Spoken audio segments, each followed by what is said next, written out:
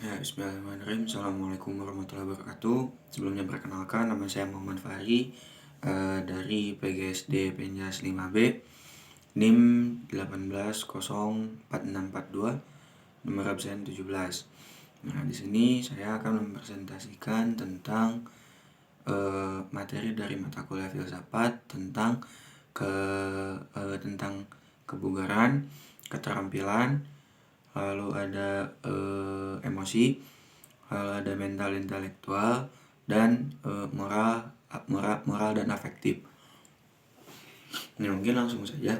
Yang pertama itu ada tentang kebugaran.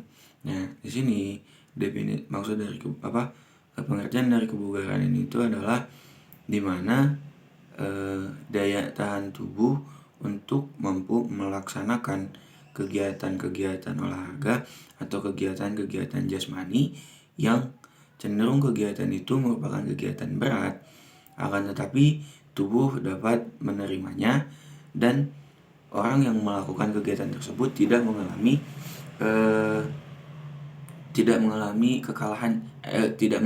kelelahan yang berarti itu. Jadi karena tubuhnya ditunjang oleh suatu kebugaran jasmani yang baik, orang tersebut memiliki kebugaran jasmani yang baik, maka orang tersebut akan mampu untuk melakukan kegiatan jasmani itu tanpa mengalami kelelahan yang berarti. Nah, salah satu di masa pandemi COVID seperti ini sangat penting bagi kita untuk senantiasa menjaga kebugaran tubuh gitu. Tidak perlu untuk keluar rumah, tidak perlu untuk pergi ke tempat gym atau tempat pusat kebugaran apapun di luar sana. Kita juga bisa untuk melatih kebugaran di rumah kita sendiri dengan cara push up, sit up, terus back up, lalu mengangkat seperti melakukan angkat beban apapun yang ada di rumah gitu.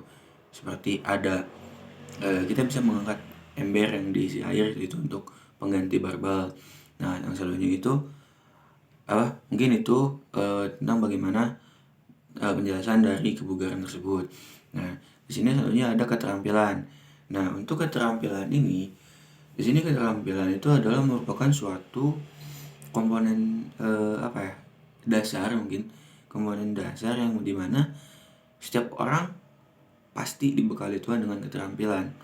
Akan tetapi ada perbedaannya. Ada orang yang memang dia benar-benar mengembangkan keterampilannya itu,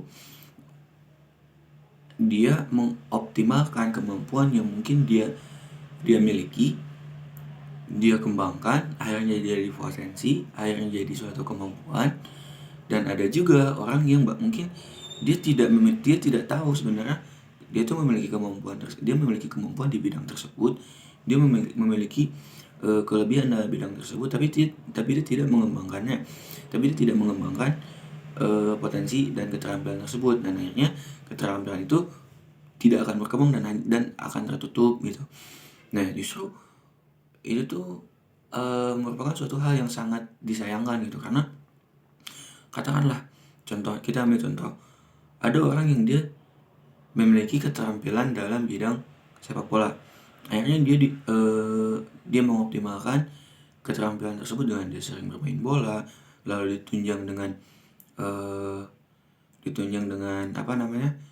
support dari orang tua, yang dimana dia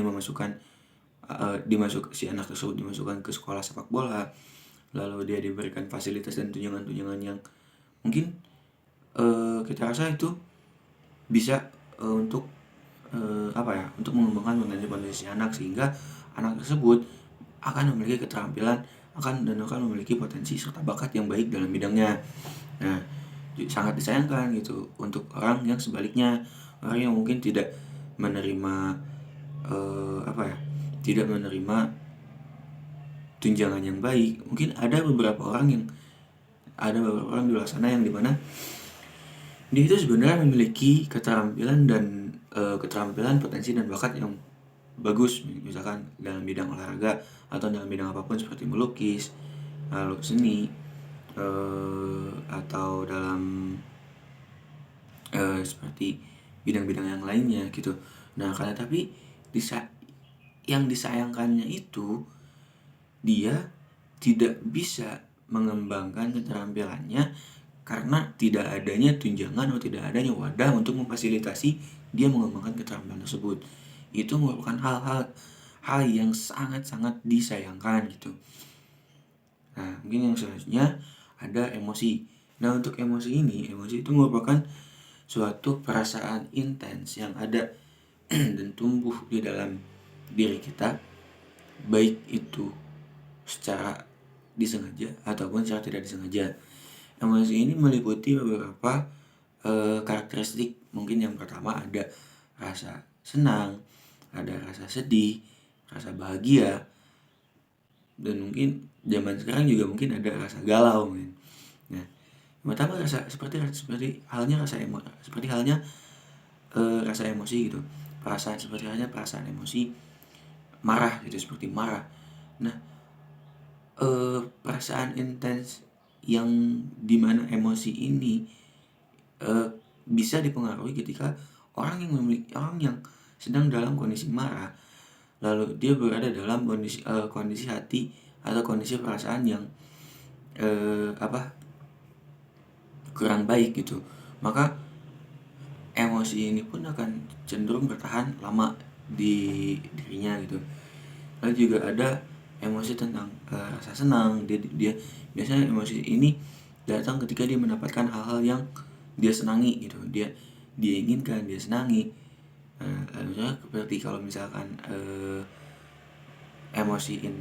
perasaan intens ini tuh harus kita itu harus bisa untuk mengukur gitu. Maksudnya mengukur di sini tuh seperti kita jangan sampai terlalu terbawa, jangan sampai terlalu, katakanlah dalam hal kesedihan itu jangan sampai terlalu larut dalam kesedihan tersebut.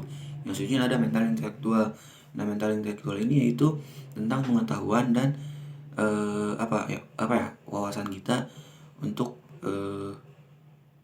mengerti suatu hal gitu, untuk memahami dan mengerti hal gitu tentang intelektualitas kita terhadap hal tersebut. Yang selanjutnya ada moral dan afektif.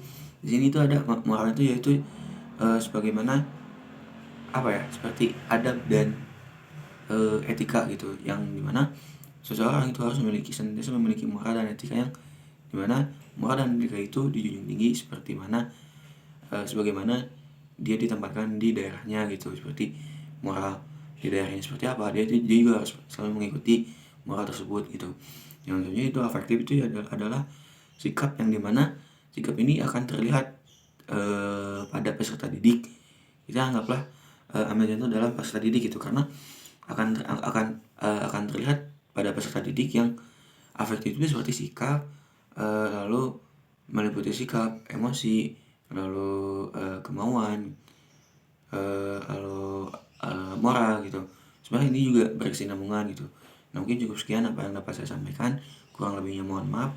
Assalamualaikum warahmatullahi wabarakatuh.